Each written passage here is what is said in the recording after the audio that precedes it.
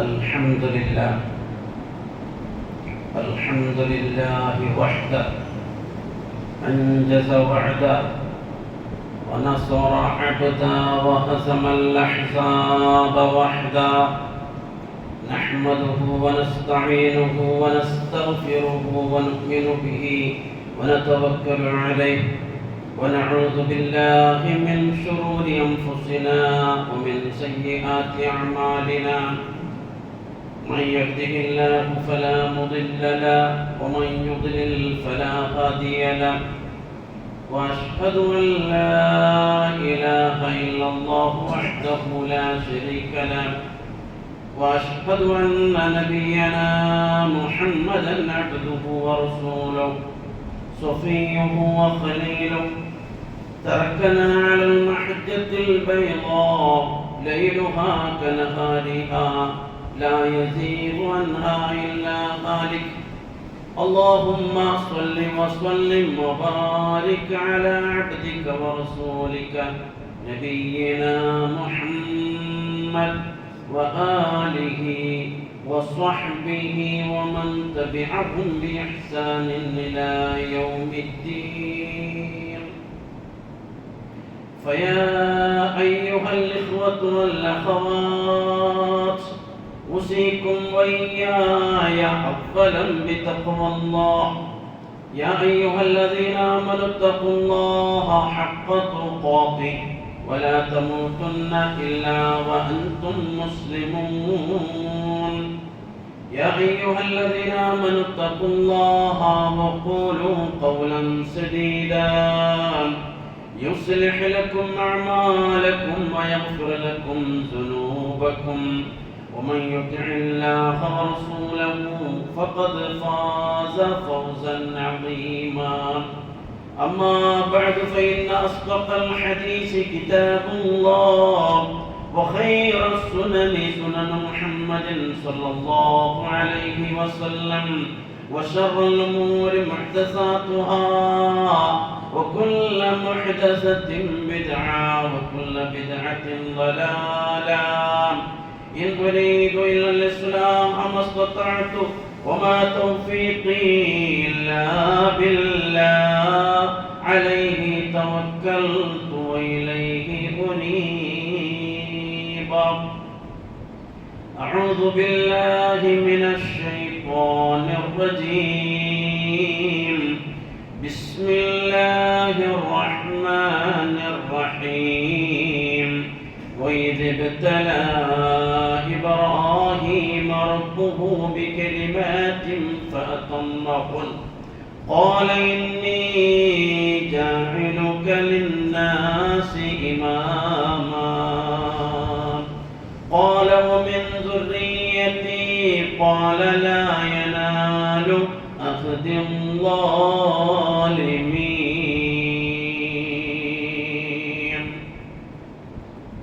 رب اشرح لي صدري ويسر لي أمري واحلل عقدة من لساني يفقهوا قولي. ഏറെ ബഹുമാനമുള്ള ആദരണീയരായ വിശ്വാസികളായ സഹോദരങ്ങളെ സഹോദരിമാരെ, ജീവിതത്തിൻ്റെ എല്ലാ മേഖലകളിലും റബ്ബുൽ ആലമീനായ അല്ലാഹു സുബ്ഹാനഹു വ തആലയുടെ ഓരോ വിധിവിലക്കുകൾ, അവൻ്റെ ഓരോ ആജ്ഞാനിർദ്ദേശങ്ങൾ നല്ലപോലെ പഠിച്ച് മനസ്സിലാക്കി കാത്തുസൂക്ഷിച്ച് ജീവിക്കണമെന്നും അതേ അവസ്ഥയിലായി ഈ ലോകത്തോട് വിട പറയുവാൻ ഓരോരുത്തരും നിരന്തരമായി പരിശ്രമിക്കണമെന്നും അല്ലാഹുവോട് അതിന് പ്രാർത്ഥിക്കണമെന്നും ദുആയിരക്കണമെന്നും സ്വന്തത്തെ മറക്കാതെ എല്ലാവരെയും ആദ്യമായി ഉണർത്തുകയാണ്, ഉത്ബോധിപ്പിക്കുകയാണ്. റബ്ബ് സുബ്ഹാനഹു വ തആല നമുക്ക് അതിന്റെ തൗഫീഖ് നൽകുമാറാകട്ടെ. സഹോദരങ്ങളെ സഹോദരിമാരെ, ഹിജ്റ വർഷത്തിലെ 12ാമത്തെ മാസമായ ദിൽഹിജ്ജ മാസത്തിലേക്ക് നാം പ്രവേശിച്ചിരിക്കുകയാണ്. ഇന്ന് ദിൽഹിജ്ജ 2 ഈ ദിൽഹിജ്ജയിലെ ആദ്യത്തെ 10 വളരെയേറെ പ്രധാനപ്പെട്ട അല്ലാഹുവിന് ഏറ്റവും അമലുകൾ പ്രിയങ്കരമായിരിക്കുന്ന 10 പക്ഷെ മുസ്ലിമീങ്ങളിൽ പലരും ഈ വിഷയം ബോധവാന്മാരല്ല. പരിശുദ്ധ ഖുർആനിലും അതേപോലെ തന്നെ പ്രവാചകൻ സല്ലല്ലാഹു അലൈഹി വസല്ലമയുടെ ഹദീസുകളിലുമെല്ലാം തന്നെ ഈ ആദ്യത്തെ 10 വളരെയേറെ പ്രാധാന്യം അർഹിക്കുന്നതായി നമുക്ക് കാണാൻ സാധിക്കും. എന്തുകൊണ്ടാണ് ഈ ആദ്യത്തെ 10ന് ഇത്രമാത്രം പ്രാധാന്യമെന്ന് പണ്ഡിതന്മാർ ചർച്ച ചെയ്യുമ്പോൾ അവര് പറഞ്ഞ കാര്യമാണ് മഹാനായ ഹാഫിദ് ഇബ്നു ഹജർ അൽ-അസ്ഖലാനി റഹിമഹുല്ലാഹ് എന്തുകൊണ്ടാണ് ദിൽഹിജ്ജ ആദ്യത്തെ 10ന് ഇത്രമാത്രം പ്രാധാന്യം? والذي يظهر أن السبب في امتياز هذه الأيام العشر لمكان اجتماع أمهات العبادة فيه.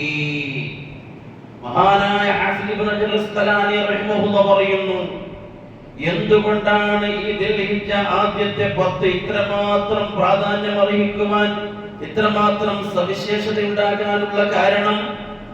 പ്രധാനമായ ഇബാദത്തുകളുടെ ഉമ്മമാർ എല്ലാം സമ്മേളിക്കുന്ന ആദ്യത്തെ 10ലാണ്. ഹജ്ജിന്റെ പ്രധാനമായ കർമ്മങ്ങളെല്ലാം തന്നെ നടക്കുന്നത് ഈ ആദ്യത്തെ 10ലാണ്. ഒരുപാട് നിസ്കാരങ്ങൾ, സാധാരണ നിസ്കാരങ്ങൾ, 5 നേരത്തെ നിസ്കാരം, അതേപോലെ തന്നെ മുമ്പും പിമ്പുമുള്ള നമസ്കാരങ്ങളുണ്ട് ഈ 10ലും. നോമ്പ് നോൽക്കുന്നവർക്ക് നോമ്പും 9 വരെ വളരെയേറെ പുണ്യകരമാണ്. പ്രത്യേകിച്ച് 9ാമത്തെ ദിവസം അറഫയിലെ നോമ്പ്. ദിൽഹിജ്ജ 9ാമത്തെ ദിവസത്തിന് പറയുന്ന പേരാണ് യൗമ അറഫ, അറഫ ദിവസം. ആ ദിവസത്തെ നോമ്പ് പ്രത്യേകം പുണ്യകരമാണ്. 2 വർഷത്തെ പാപത്തെ പൊറുപ്പിക്കാൻ പര്യാപ്തമാണ്. പിന്നീട് ദിൽഹിജ്ജ 10ാമത്തെ ദിവസം, ആ ദിൽഹിജ്ജ 10ാമത്തെ ദിവസം നമുക്കിവിടെ പെരുന്നാൾ. പെരുന്നാളിന് ഏറ്റവും അന്നത്തെ ദിവസം പ്രധാനമായ ശ്രേഷ്ഠമായ ഒരു കർമ്മമാണ് ബലിദാനം, ബലികർമ്മം എന്നുള്ളത്. അല്ലാഹുവിന് ഏറ്റവും പ്രിയങ്കരമാണ്. അതേപോലെ തന്നെ അതിന്റെ മുമ്പ് നിസ്കാരം, ഖുതുബ ഇതെല്ലാം നടക്കുന്നു. അങ്ങനെ ഒരുപാട് ഇബാദത്തുകൾ, തക്ബീറുകൾ, തഹ്ലീലുകൾ, തഹ്മീദുകളൊക്കെ ഈ ആദ്യത്തെ 10ൽ നാം ചൊല്ലുമ്പോൾ അതിന്റെ പ്രത്യേകമായ പ്രതിഫലമാണ്. ഇങ്ങനെ ഒരുപാട് ഇബാദത്തുകൾ സമ്മേളിക്കുന്ന 10ാണ് ഈ ദിൽഹിജ്ജ ആദ്യത്തെ 10. ഹജ്ജിന്റെ പ്രധാനമായ കർമ്മങ്ങൾ നടക്കുന്നു എന്നത് തന്നെ നാം മനസ്സിലാക്കണം, അതിന്റെ പ്രാധാന്യം. നമുക്കറിയാം, നമ്മുടെ കൂട്ടത്തിൽ ഹജ്ജ് ചെയ്തവരൊക്കെ ഒരു പക്ഷേ ഉണ്ടാകും. ഇനി ഹജ്ജ് ചെയ്യാൻ ഉദ്ദേശിക്കുന്നവർ നമ്മുടെ കൂട്ടത്തിലുണ്ടാകും. ഒരു കുറച്ചു നേരത്തേക്ക് നിങ്ങളുടെ മനസ്സിനെ ഞാൻ ഇസ്ലാമിലെ തൗഹീദിന്റെ കേന്ദ്രമായ കഅബയും മസ്ജിദുൽ ഹറാമും മക്കയും അങ്ങനെ ഹജ്ജ് തീർത്ഥാടനം നടക്കുന്ന ആ സ്ഥലത്തേക്ക് ഒരു കുറച്ചു നേരത്തേക്ക് കൊണ്ടുപോകാൻ ഞാൻ ഉദ്ദേശിക്കുന്നു. നമുക്കറിയാം, ഹിജ്റ വർഷം 8ാമത്തെ വർഷം മക്ക ഫത്ഹായത്. അതുവരെ മക്ക രാജ്യം, മസ്ജിദുൽ ഹറാം, കഅബ ശരീഫ് മുശ്രിക്കുകളുടെ കീഴിലായിരുന്നു. അതിന്റെ ആഡളിത്തം, അതിന്റെ അധികാരം, അതിന്റെ ഭരണം മുശ്രിക്കുകളുടെ കയ്യിലായിരുന്നു, ബഹുദൈവ വിശ്വാസികളുടെ കയ്യിലായിരുന്നു. ഹിജ്റ 8ാമത്തെ വർഷം മക്ക ഫത്ഹായി. റസൂലുള്ളാഹി സ്വല്ലല്ലാഹു അലൈഹി വസല്ലമയും അവിടുത്തെ സഹാബത്തും മക്കയെ ജയിച്ചടക്കി. അങ്ങനെ മക്കയും മദീനയും അറേബ്യൻ പെനിൻസുല, അറേബ്യൻ ഉപദ്വീപ് അത് ഇസ്ലാമിന്റെ കീഴിലേക്ക് വന്നു. ഈ ഹിജ്റ 9ാമത്തെ വർഷം, അല്ലാഹു സുബ്ഹാനഹു വ തആല ഹജ്ജ് നിർബന്ധമാക്കുകയാണ്. ആ ചരിത്രം നാം പഠിക്കണം, മനസ്സിലാക്കണം. ഹിജ്റ 9ാമത്തെ വർഷം അല്ലാഹു സുബ്ഹാനഹു വ തആല ഹജ്ജ് നിർബന്ധമാക്കി. അതുവരെ ഹജ്ജൊക്കെ നടത്തിക്കൊണ്ടുണ്ടായിരുന്നു. മുശ്രിക്കുകൾ പോലും ഹജ്ജ് കർമ്മം നിർവഹിച്ചിരുന്നു, മുശ്രിക്കുകൾ ഉംറ നിർവഹിച്ചിരുന്നു. പക്ഷേ അവരുടെ ഹജ്ജും ഉംറയും മഹാനായ ഖലീലുല്ലാഹി ഇബ്രാഹിം നബി അലൈഹിസ്സലാമിന്റെ ഹജ്ജും ഉംറയുമായിരുന്നില്ല.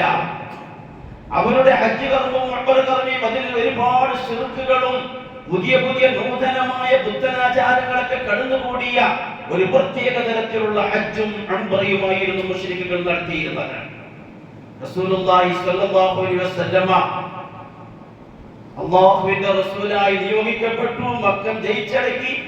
അങ്ങനെ പരിശുദ്ധമായ ഹജ്ജിനെ എല്ലാവിധ ശിർക്കിൽ നിന്നും എല്ലാവിധ ബിദ്അത്തിൽ നിന്നും ശുദ്ധീകരിച്ച് മഹാനായ ഖലീലുല്ലാഹി ഇബ്രാഹിം നബി അലൈഹിസ്സലാമിന്റെ യഥാർത്ഥ ഇസ്ലാമിന്റെ തൗഹീദിന്റെ ഹജ്ജിലേക്ക് കൊണ്ടുവന്നു. ഹിജ്റ 9-ാം വർഷം ഹജ്ജ് നിർബന്ധമാക്കിയ സന്ദർഭത്തിൽ റസൂലുള്ളാഹി സ്വല്ലല്ലാഹു അലൈഹി വസല്ലമക്ക് ഹജ്ജ് ചെയ്യാൻ താല്പര്യമുണ്ടായിരുന്നു, ഹജ്ജ് ചെയ്യാൻ ആഗ്രഹിച്ചു. പക്ഷേ അവിടെ ഒരു കുഴപ്പമുണ്ട്. എന്താണ്? മക്ക മദീന അത് ജയിച്ചടക്കിയെങ്കിലും അവിടെ ആ വർഷവും ഹജ്ജിന് വരാൻ സാധ്യതയുണ്ട് മുശ്രിക്കുകൾ. പക്ഷേ മുശ്രിക്കുകൾ ഹജ്ജ് ചെയ്യുന്ന സന്ദർഭത്തിൽ കഅബാലയത്തെ അവർ തവാഫ് ചെയ്തിരുന്നത് നഗ്നരായിട്ടാണ്. നഗ്നരായി, ഉടുതുണിയില്ലാതെ വസ്ത്രങ്ങളെല്ലാം വലിച്ചെറിഞ്ഞുകൊണ്ട് വെറും ശരീരം മാത്രമായി അവരെ ആണുങ്ങളും പെണ്ണുങ്ങളും നഗ്നരായി തവാഫ് ചെയ്തിരുന്നു. പകൽ സമയത്ത് ആണുങ്ങൾ, രാത്രി സമയത്ത് പെണ്ണുങ്ങൾ. ഈ ഒരു അവസ്ഥയ്ക്ക് ഇല്ലായ്മ വരുത്തണം, ഇത് എന്നേക്കുമായി നിർത്തണം. അതേപോലെ തന്നെ മുശ്രിക്കുകൾ ഇനി കഅബാലയത്തിന്റെ പരിസരത്തേക്ക് വരാൻ പാടില്ല. പരിശുദ്ധ ഖുർആനിലെ ആയത്ത് അവതീർണമായി സൂറത്തു തൗബയിലെ ആയത്ത് ഹിജ്റ 9-ാമത്തെ വർഷത്തിലാണ് അല്ലാഹു സുബ്ഹാനഹു വ തആല അവതരിപ്പിക്കുന്നത്.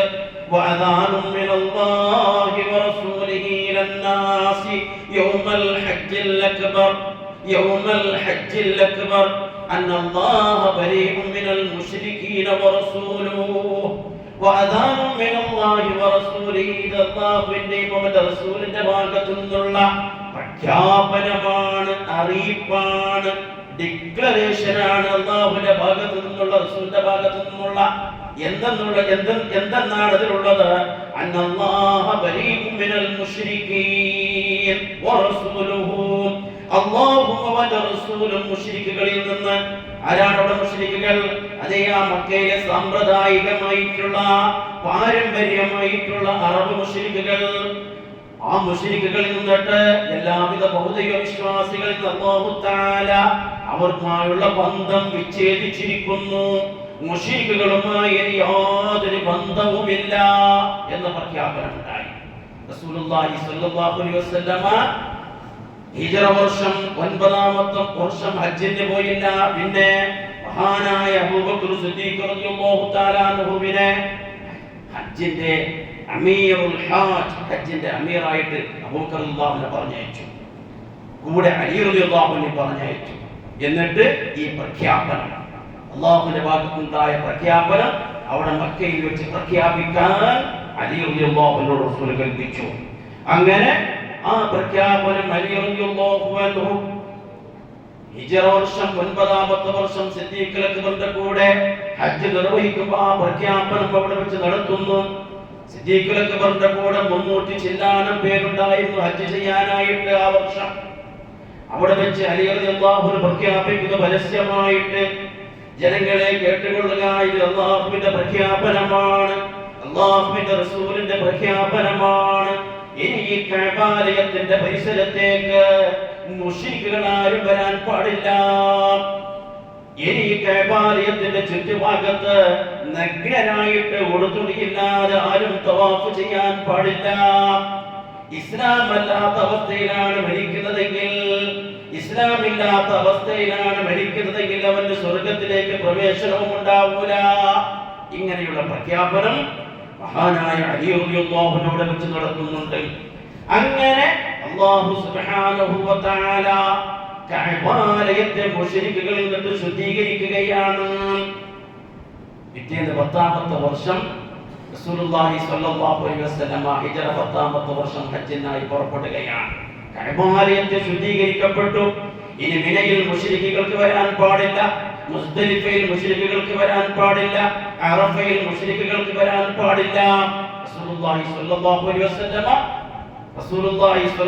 വസല്ലമക്ക് നല്ല സൗകര്യത്തോടെ ഹജ്ജ് ചെയ്യാനുള്ള, മനസ്സമാധാനത്തോടു കൂടിയുള്ള ഹജ്ജ് ചെയ്യാനുള്ള അവസരം ഒരുക്കലായിരുന്നു അത്. എന്ന് മാത്രമല്ല അറേബ്യൻ ഉപദ്വീപിൽ നിന്നിട്ട് ശിർക്കിനെയും മുശ്രിക്കുകളെയും എല്ലാം തന്നെ അവിടുന്ന് വിഭാടനം ചെയ്യലുമായിരുന്നു അതിന്റെ പിന്നിൽ. അങ്ങനെ റസൂലുള്ളാഹി സ്വല്ലല്ലാഹു അലൈഹി വസല്ലമ 10ാമത്തെ വർഷം ഹജ്ജിന് പുറപ്പെടുന്നു. ഒരുപാട് മുസ്ലിമുകൾ പ്രവാചകന്റെ കൂടെ ഹജ്ജിനുണ്ട്. അങ്ങനെ റസൂലുള്ളാഹി സ്വല്ലല്ലാഹു അലൈഹി വസല്ലമ ദിൽഖഅദ 25-ന് എപ്പോഴും ദിൽഖഅദ 25-ന് മദീനയിൽ നിന്നിട്ട് ഒരു ശനിയാഴ്ച ദിവസമാണ്. മദീനയിൽ നിന്ന് റസൂലുള്ള പുറപ്പെടുകയാണ് ഹജ്ജിന്.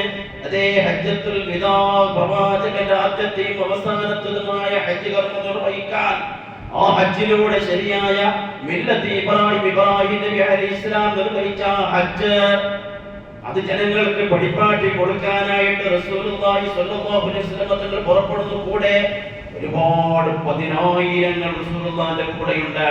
ദിൽഖഅദ 25 ശനിയാഴ്ച പുറപ്പെട്ട റസൂൽ അതേ അടുത്ത ആഴ്ച അതിന്റെ തൊട്ടടുത്ത ആഴ്ച ഞായറാഴ്ച ദിവസം റസൂലുള്ളാഹി സ്വല്ലല്ലാഹു അലൈഹി വസല്ലമ മക്കയിലേക്ക് എത്തുകയാണ്. മക്കയിലേക്ക് റസൂലുള്ളാഹി സ്വല്ലല്ലാഹു അലൈഹി വസല്ലമ ഉംറയെല്ലാം നിർവഹിച്ചു. ആദ്യം ഉംറ നിർവഹിച്ചു. പിന്നീട് റസൂലുള്ളാഹി സ്വല്ലല്ലാഹു അലൈഹി വസല്ലമ 4 ദിവസം മക്കയിൽ കഴിച്ചു കൂട്ടുന്നു. 4 ദിവസം അതേ ദിൽഹിജ്ജ 4, ദിൽഹിജ്ജ 5, ദിൽഹിജ്ജ 6, ദിൽഹിജ്ജ 7, ഞായറാഴ്ച ദിവസം, തിങ്കളാഴ്ച ദിവസം, ചൊവ്വാഴ്ച ദിവസം, ബുധനാഴ്ച ദിവസം റസൂലുള്ളാഹി സ്വല്ലല്ലാഹു അലൈഹി വസല്ലമ മക്കയിൽ കഴിച്ചു കൂട്ടുകയാണ്. പിറ്റേന്ന് വ്യാഴാഴ്ച ദിവസം ദിൽഹിജ്ജ 8-ന് ഹജ്ജിന്റെ കർമ്മങ്ങൾ ആരംഭിക്കുകയാണ്. റസൂലുള്ളാഹി സ്വല്ലല്ലാഹു അലൈഹി വസല്ലമ വ്യാഴാഴ്ച ദിൽഹിജ്ജ 8-ന് മിനായിലേക്ക് യാത്ര പോവുകയാണ്. മിനയിലേക്ക് അവിടുന്ന് യാത്ര തിരിക്കുന്നു. തന്റെ ഖസ്വ എന്ന പേരറിയപ്പെടുന്ന ഒട്ടകത്തിനായിട്ട് റസൂലുള്ളാഹി സ്വല്ലല്ലാഹു അലൈഹി വസല്ലമ ദിൽഹിജ്ജ 8-ന് മിനയിൽ തന്നെ കഴിച്ചു കൂട്ടുന്നു. പിറ്റേന്ന് അറഫ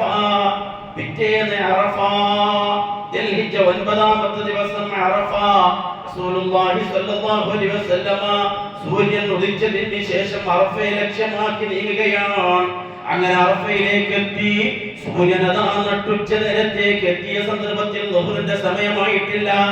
അതിന്റെ മുമ്പ് റസൂലുള്ളാഹി സ്വല്ലല്ലാഹു അലൈഹി വസല്ലമ ബദ്റുൽ വാദി എന്ന സ്ഥലത്ത്, ബദ്റുൽ വാദി എന്ന് പറഞ്ഞാൽ ഹജ്ജിന് പോയവർക്ക് അറിയാം, അവിടെ ഒരു പള്ളിയുണ്ട്, മസ്ജിദ്, ഒരു പള്ളിയുണ്ട്. ആ പള്ളി നിലനിൽക്കുന്ന ആ സ്ഥലത്ത് ബദ്റുൽ വാദി റസൂലുള്ളാഹി സ്വല്ലല്ലാഹു അലൈഹി വസല്ലമ ചരിത്ര പ്രസിദ്ധമായ പ്രസംഗം അവിടെ നിർവഹിക്കുകയാണ്. അറഫാ ദിവസം മനസ്സിലാക്കണം എന്റെ സഹോദരങ്ങൾ, സഹോദരിമാർ. ഹംദും സലാത്തും എല്ലാം പറഞ്ഞതിന് ശേഷം അല്ലാഹുവിന്റെ റസൂൽ പറയുന്നു, യാ അയ്യുഹന്നാസ്, ഓ മനുഷ്യരെ, ഇസ്മഉ ഖൗലി, എന്റെ വാക്ക് നല്ലപോലെ ശ്രദ്ധിക്കണം. അടുത്ത വർഷം ഒരു പക്ഷേ എനിക്ക് നിങ്ങളെ കാണാൻ സാധിച്ചില്ല എന്ന് വന്നേക്കാം. ഇനി ഒരിക്കൽ കൂടി എനിക്ക് ഹജ്ജ് ചെയ്യാൻ സാധിച്ചില്ല എന്ന് വന്നേക്കാം എന്ന് പറഞ്ഞുകൊണ്ട് ഒരുപാട് കാര്യങ്ങൾ ഇസ്ലാമിന്റെ A to Z വരെയുള്ള, ഇസ്ലാമിന്റെ അൽഫ് മുതൽ യാ വരെയുള്ള എല്ലാ കാര്യങ്ങളും ആ പ്രസംഗത്തിൽ അല്ലാഹുവിന്റെ റസൂൽ പ്രതിപാദിക്കുകയാണ്. ലോക ചരിത്രത്തിൽ തുല്യതയില്ലാത്ത പ്രസംഗമാണ്. ഖിയാമത്ത് നാൾ വരെ അതുപോലത്തെ പ്രസംഗം ആർക്കും, എത്ര വലിയ പ്രാസംഗികനായാലും എത്ര വലിയ ഭരണതന്ത്രജ്ഞനായാലും അതുപോലത്തെ ഒരു പ്രസംഗം നിർവഹിക്കാൻ സാധ്യമല്ല. അങ്ങനെയുള്ള മനുഷ്യാവകാശ പ്രഖ്യാപനം, ഹ്യൂമൻ റൈറ്റ്സിന്റെ ഡിക്ലറേഷനായ പ്രഖ്യാപിക്കപ്പെടുന്ന, മനസ്സിലാക്കപ്പെടുന്ന ആ പ്രസംഗം അല്ലാഹുവിന്റെ റസൂൽ അവിടെ വെച്ച് നിർവഹിക്കുകയാണ്. മനുഷ്യരെ അറിഞ്ഞുകൊള്ളണം, നിങ്ങളുടെ രക്തം, നിങ്ങളുടെ ചോര, നിങ്ങളുടെ സമ്പത്ത്, നിങ്ങളുടെ അഭിമാനം അത് പരിശുദ്ധമാണ്, അത് പാവനമാണ്. ഈ ദിവസത്തിന്റെ പവിത്രത പോലെ അറിയണം, ഈ ദിവസം മഹത്തായ പവിത്രതയുള്ള ദിവസമാണ്. അതൊരു വെള്ളിയാഴ്ച ദിവസമാണല്ലോ അറഫയായിരുന്നത്. ഇത് പവിത്രമായ ദിവസമാണ്. നിങ്ങളുടെ ഈ മാസം പവിത്രമായതുപോലെ, ഈ രാജ്യം പവിത്രമായതുപോലെ റബ്ബിനെ കണ്ടുമുട്ടുന്നത് വരെ ഇത് പരിശുദ്ധമാണ്, പവിത്രമാണ് എന്നൊക്കെ പറഞ്ഞുകൊണ്ട് റസൂലുള്ളാഹി സ്വല്ലല്ലാഹു അലൈഹി വസല്ലമ അവിടെ വെച്ച് പ്രസംഗിക്കുകയാണ്. വളരെ സംക്ഷിപ്തമായിട്ടാണ് ഞാൻ പറയുന്നത്. എന്നിട്ട് അല്ലാഹുവിന്റെ റസൂൽ അവിടെ വെച്ച് പറയുന്നു, ഇവിടെ ഹാജറുള്ളവൻ ഹാജറില്ലാത്തവൻ എത്തിച്ചു കൊടുക്കണം ഈ സന്ദേശം. ഹാജറുള്ളവൻ ഹാജരില്ലാത്തവൻ എത്തിച്ചു കൊടുക്കണമെന്ന് അല്ലാഹുവിന്റെ റസൂൽ അവിടെ വെച്ച് പ്രഖ്യാപിക്കുകയാണ്. ജനങ്ങളെ അല്ലാഹുവിന്റെ മുമ്പിൽ സാക്ഷി നിർത്തിയിട്ട് തന്റെ ദൗത്യം ഞാനിതാ എല്ലാം എത്തിച്ചു തന്നു എന്ന് അവിടുന്ന് പ്രഖ്യാപിക്കുകയാണ്. ആ സന്ദർഭത്തിലാണ് ളുഹറിന്റെ ആ പ്രസംഗം അങ്ങ് കഴിയുന്ന സന്ദർഭത്തിലാണ് പരിശുദ്ധ ഖുർആനിലെ അവസാനത്തെ ആയത്ത് എന്ന നിലക്ക് അറിയപ്പെടുന്ന ഹലാൽ ഹറാം സംബന്ധമായിട്ട് അവസാനത്തെ ആയത്ത് എന്നറിയപ്പെടുന്ന അൽയൗമ അക്മൽതു ലക്കും ദീനക്കും വഅത്മംതു അലൈക്കും നിഅമതി വറദീതു ലക്കുമുൽ ഇസ്ലാമ ദീനാ എന്ന അവസാനത്തെ പരിശുദ്ധ ഖുർആനിലെ ഹലാൽ ഹറാം സംബന്ധമായ അവസാനത്തെ ആയത്ത്. അതിന്റെ പിന്നെ ആയത്ത് ഇറങ്ങിയത് ഹലാൽ ഹറാം സംബന്ധമായിട്ട് ആയത്ത് ഇറങ്ങിയിട്ടില്ല. ഒന്നോ രണ്ടോ ആയത്ത് ഖിയാമത്ത് നാളുമായി ബന്ധപ്പെട്ട ആയത്താണ്. ആ ആയത്ത് അവതരിച്ചു അറഫ ദിവസമാണ്. പ്രിയമുള്ളവരെ, ആയത്ത് അവതരിച്ചത് പരിശുദ്ധ ഖുർആനിന്റെ അവസാനം കുറിക്കലാണ്. നമുക്കറിയാം റമദാൻ മാസത്തിന്റെ പ്രത്യേകത നമുക്ക് എല്ലാവർക്കും അറിയാം. റമദാൻ മാസത്തിന്റെ പ്രത്യേകത ഖുർആൻ അവതരിച്ച മാസമാണല്ലോ, ഖുർആനിന് തുടക്കം കുറിച്ച മാസമാണല്ലോ. എന്നാൽ ഇത് ഖുർആനിനെ അവസാനം കുറിച്ച പകലാണ്.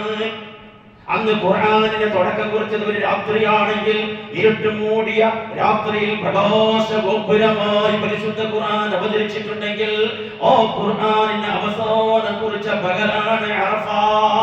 അതുകൊണ്ടാണ് അല്ലാഹുവിന്റെ റസൂൽ പറഞ്ഞത്, മാമിൻ യൗമിൻ അഫ്ദലു ഇൻദല്ലാഹി മിൻ യൗമി അറഫ. അറഫയേക്കാൾ ശ്രേഷ്ഠമായ, അല്ലാഹുവിന്റെ അടുക്കൽ ശ്രേഷ്ഠമായ വേറെ ഒരു ദിവസമില്ല. അതുകൊണ്ട് ആ ദിവസത്തെ പ്രിയമുള്ളവരെ ഖദ്റിന്റെ രാത്രി പോലെ നാം കാണേണ്ട ദിവസമാണ്. റസൂലുള്ളാഹി സ്വല്ലല്ലാഹു അലൈഹി വസല്ലം പ്രസംഗം കഴിഞ്ഞ് ളുഹറും അസ്റും ഖസ്റായി ജംആയി ളുഹറിന്റെ സമയത്ത് തന്നെ അസ്ർ നിസ്കരിക്കുകയാണ്. എന്തിനു വേണ്ടി? പിന്നീട് പ്രാർത്ഥനയിൽ മുഴുകാൻ വേണ്ടിയാണ്. ആ അറഫ മൈതാൻ അല്ലാഹു സുബ്ഹാനഹു വ തആല വന്നാൻ ആകാശത്തേക്ക് ഇറങ്ങുന്ന ആ സമയമാണ്. അല്ലാഹു സുബ്ഹാനഹു വ തആല അവിടെ കൂടിയതായിരിക്കുന്ന അല്ലാഹുവിന്റെ അടിമകൾക്ക് പാപമോചനം ചെയ്യുന്ന ദിവസമാണ്. റസൂലുള്ളാഹി സ്വല്ലല്ലാഹു അലൈഹി വസല്ലം രണ്ട് കൈകൾ ഉയർത്തിയിട്ട് കരഞ്ഞ് പ്രാർത്ഥിച്ച തൗഹീദിന്റെ സന്ദേശം, തൗഹീദിന്റെ വചനം, ലാ ഇലാഹ ഇല്ലല്ലാഹ് വഹ്ദഹു ലാ ശരീക ലഹു ലഹുൽ മുൽക്കു വലഹുൽ ഹംദ് വഹുവ അലാ കുല്ലി ഷൈഇൻ ഖദീർ എന്ന് ധാരാളം മുഴക്കിക്കൊണ്ട് ധാരാളമായി പ്രാർത്ഥിച്ച് കരഞ്ഞതായിരിക്കുന്ന ആ സ്ഥലമാണ്, പരിശുദ്ധമായ സ്ഥലമാണ്. അവിടെ മുശ്രിക്കുകൾക്ക് പ്രവേശനമില്ല. അല്ലാഹു ശുദ്ധീകരിച്ചതാണ്. റസൂലുള്ളാഹി സ്വല്ലല്ലാഹു അലൈഹി വസല്ലം തങ്ങൾ പ്രാർത്ഥിക്കുമ്പോൾ അലി റളിയല്ലാഹു അൻഹു തൊട്ടടുത്തുണ്ടായിരുന്നു.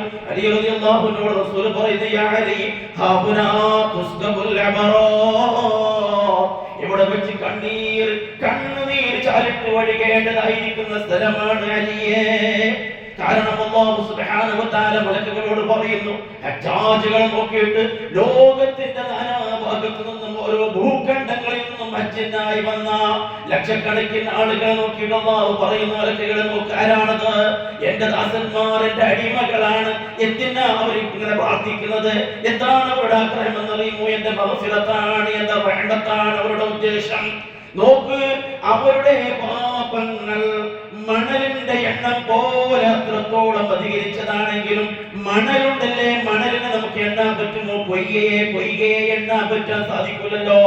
പൊയ്ക പോലെ, മണൽ പോലെ അത്ര അധികരിച്ച പാപമാണ് അവർ ചെയ്തിട്ടുള്ളതെങ്കിലും മഴതുള്ളി പോലെ ഒഴുകുന്ന മഴതുള്ളിയുടെ ആ എണ്ണത്തിനേക്കാളും അധികമാണ് അവർ പാപങ്ങൾ ചെയ്തിട്ടുള്ളതെങ്കിലും ബഹറിന്റെ നരയുണ്ടല്ലോ, തിരമാലകളെക്കാളും അധികം പാപങ്ങൾ അവർ ചെയ്തിട്ടുണ്ടെങ്കിലും എല്ലാം ഞാനത് അവർക്ക് പുറത്തു കൊടുത്തു എന്ന് അല്ലാഹു സുബ്ഹാനഹു വ തആല പ്രഖ്യാപിക്കുന്ന ദിവസമാണ് അറഫ. അതുകൊണ്ടാണ് പ്രിയമുള്ളവർ അന്നത്തെ ദിവസം നോമ്പ് നോൽക്കുക എന്നത് വളരെ വളരെ പുണ്യകരമാണ്. 2 വർഷത്തെ പാപങ്ങൾ പൊറുപ്പിക്കുന്നതാണ്.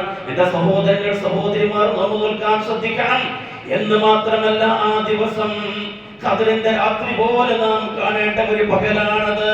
ശൈത്താൻ ഏറ്റവും അധികം കോപാകുലനാകുന്ന, ഖവാറായി തീരുന്ന, നിന്യനായി നികൃഷ്ടനായി തീരുന്ന വേറെ ഒരു ദിവസമില്ല, അറഫ ദിവസം പോലെ വേറെ ഒരു ദിവസമില്ല എന്ന് ഹബീബുനാ റസൂലുള്ളാഹി സ്വല്ലല്ലാഹു അലൈഹി വസല്ലം നമ്മെ പഠിപ്പിക്കുന്നുണ്ട്. മാ റുഇയ ശൈത്താനു യൗമാ ഫീഹി അസ്ഹറു വലാ അദ്ഹറു വലാ അഹ്ഖറു വലാ അഗീറു മിൻഹു ഫീ യൗമി അറഫ. അറഫ ദിവസത്തിൽ ശൈത്താൻ ഉണ്ടാകുന്ന കോപം, ശൈത്താൻ ഉണ്ടാകുന്ന വെറുപ്പ് വേറെ ദിവസത്തില്ല. കാരണം എത്രയോ ആളുകളെ കുതന്ത്രത്തിലാക്കി, അവന്റെ കെണിവലയത്തിലാക്കി, നരകത്തിലേക്ക് എത്തിപ്പിക്കുന്ന ആ അവസ്ഥയിലാക്കിയ എത്രയോ ആളുകൾക്കാണ് അല്ലാഹു തആല പുറത്തു കൊടുത്ത് അല്ലാഹു നരകത്തിൽ മോചിതരാക്കുന്നത്. അവന്റെ എല്ലാ ശ്രമങ്ങൾ, പിശാചിന്റെ, അവന്റെ പട്ടാളത്തിന്റെ എല്ലാ ശ്രമങ്ങളും പാഴായി പോകുന്ന ഒരു ദിവസമാണ്. അതുകൊണ്ടാണ് ശൈത്താൻ ഏറ്റവും അധികം ദുഃഖിതനും ചിന്തിതനുമായി തീരുന്ന ദിവസം അറഫ. പിന്നീട് പിറ്റേന്നാള് അത് പെരുന്നാളിന്റെ ദിവസം. റസൂലുള്ളാഹി സ്വല്ലല്ലാഹു അലൈഹി വസല്ലമ മിനയിലേക്ക് പോയി. അന്ന് രാത്രി, അറഫയുടെ രാത്രി മുസ്ദലിഫയിൽ താമസിച്ചു. പിറ്റേന്ന് റസൂലുള്ളാഹി സ്വല്ലല്ലാഹു അലൈഹി വസല്ലമ തങ്ങൾ മിനയിലേക്ക് പോയി കല്ലേറ് നടത്തി. അന്ന് ഒരുപാട് ഹജ്ജിന്റെ കർമ്മങ്ങളൊക്കെ നിർവഹിക്കാനുണ്ട്. കല്ലേറുണ്ട്. ഒരേ ഒരു ജംറക്കുള്ള കല്ലേറാണ്. ജംറത്തുൽ അഖബ എന്ന പേരിൽ അറിയപ്പെടുന്ന ഒരേ ഒരു ജംറക്കുള്ള കല്ലേറാണ്. അതിന്റെ ശേഷം വലിയെറുക്കാനുണ്ട്. അതിന്റെ ശേഷം മുടികളയാനുണ്ട്. പിന്നീട് മസ്ജിദുൽ ഹറാമിൽ പോയി തവാഫും സഅയും എല്ലാം നടത്തേണ്ടുന്ന ഒരുപാട് ഹജ്ജിൻ്റെതായിരിക്കുന്ന കർമ്മങ്ങൾ നടക്കുന്ന ഈ 10. അതുകൊണ്ടാണ് ഇതിന്റെ പ്രത്യേകത എന്ന് നാം മനസ്സിലാക്കണം. അല്ലാഹു സുബ്ഹാനഹു വ തആല ഈ ദിൽഹിജ്ജ ആദ്യത്തെ 10ന്റെ ഗൗരവം അതേപോലെ മനസ്സിലാക്കുവാനും ധാരാളം പുണ്യകർമ്മങ്ങൾ ചെയ്യുവാനും അല്ലാഹു നമുക്ക് തൗഫീഖ് നൽകുമാറാകട്ടെ. അഖൂലു ഖൗലി ഹാദാ അസ്തഗ്ഫിറുല്ലാഹൽ അലീം ലി വലക്കും വഅസ്തഗ്ഫിഹി അന്നി വഅൻകും വഅൻ ജമീഇൽ മുസ്ലിമീന വൽ മുഅ്മിനീന അജ്മഈൻ ഫസ്തഗ്ഫിറൂഹു ഇന്നഹു ഹുവൽ ഗഫൂറുർ റഹീം.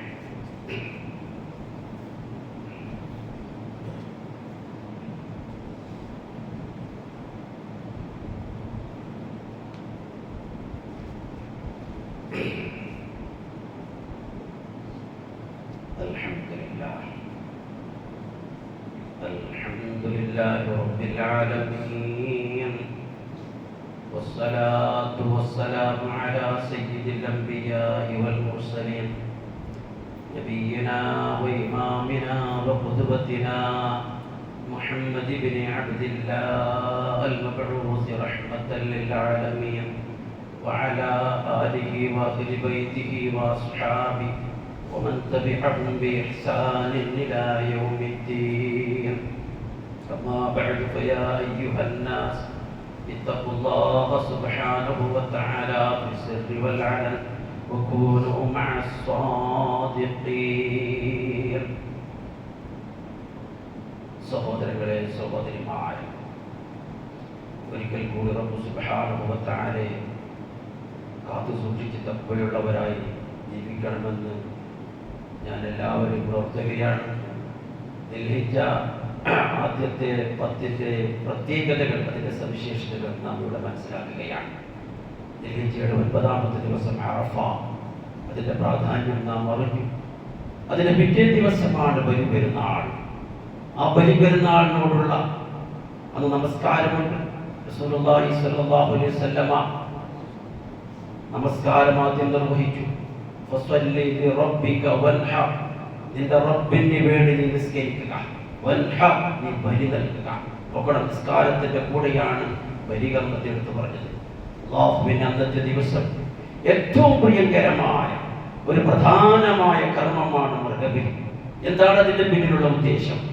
മഹാനായ ഖലീലുല്ലാഹി ഇബ്രാഹിം നബി അലൈഹിസ്സലാമിന്റെയും അവിടുത്തെ പുത്രനായ നബിയുല്ലാഹി ഇസ്മായിൽ നബി അലൈഹിസ്സലാമിന്റെയും ത്യാഗസ്മരണ പുതുക്കുകയാണ് ഈ കർമ്മം കൊണ്ട് ചെയ്യുന്നത്. നമ്മൾ മനസ്സിലാക്കണം, ജാഹിലിയ്യ കാലഘട്ടത്തിൽ ഇസ്ലാം വരുന്നതിന് മുമ്പ് മനുഷ്യനെ ബലി നൽകുന്ന സമ്പ്രദായം ഉണ്ടായിരുന്നു. മനുഷ്യനെ ബലിയർക്കുക, മനുഷ്യനെ കുരുതി കൊടുക്കുക.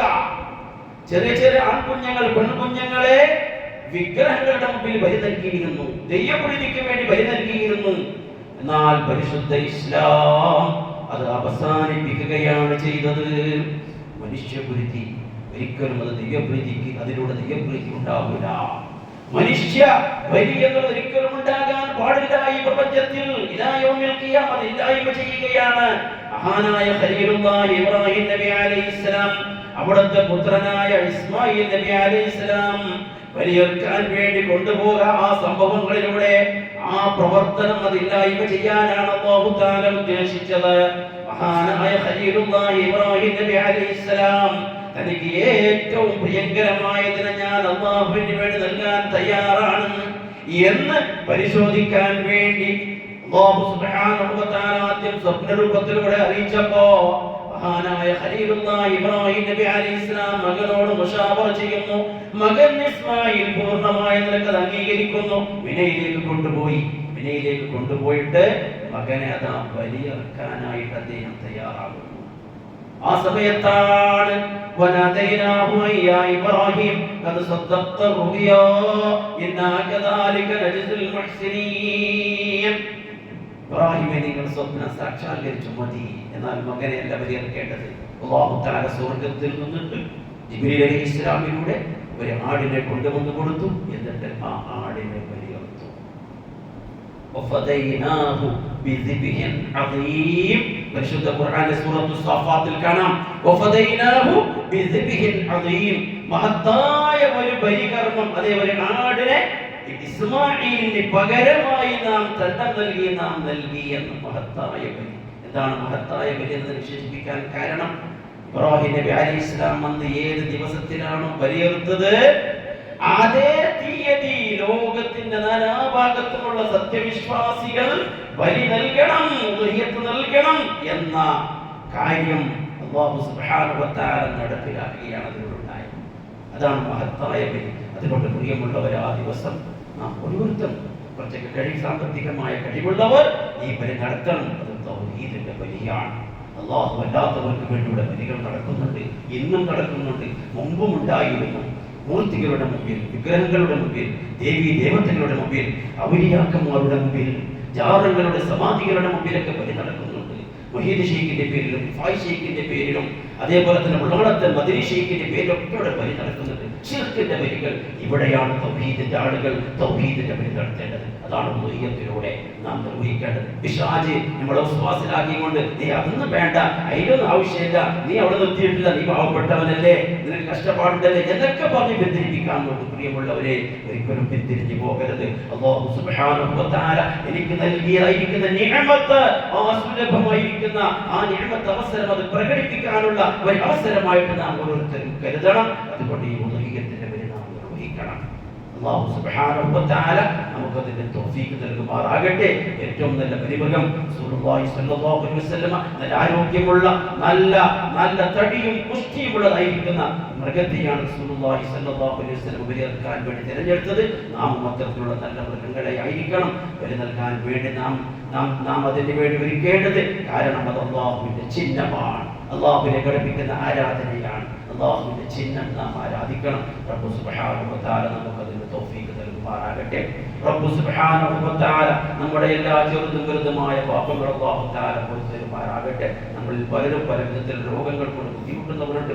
എല്ലാ വിധത്തിലുള്ള ചെറുതും വലുതുമായ രോഗങ്ങൾ അല്ലാഹു തആല പൂർണ്ണമായ ശിഫ നൽകി അനുഗ്രഹിക്കുമാറാകട്ടെ. اللهم اغفر للمؤمنين والمؤمنات والمسلمين والمسلمات الأحياء منهم والأموات إنك مجيب الدعوات ويا قاضي الحاجات.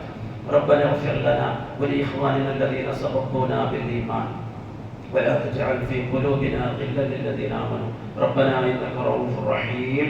عباد الله رحمكم الله، إن الله يأمر بالعدل والإحسان وإيتاء ذي القربى وينهى عن الفحشاء والمنكر والبغي يعظكم لعلكم تذكرون. ولذكر الله أكبر والله يعلم ما تصنعون.